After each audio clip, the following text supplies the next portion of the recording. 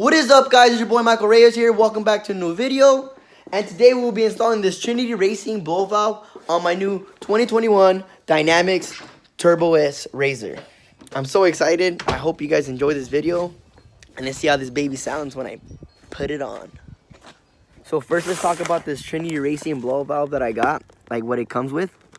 For any of you guys that are interested maybe in purchasing one of these that have a turbo razor. So it comes with a K&N filter and your blow valve in a little baggie and 2 clamps and a plug. Right, you can go on their website or you can go look it up on Amazon and they should have them there. It's a Trinity Racing blow valve.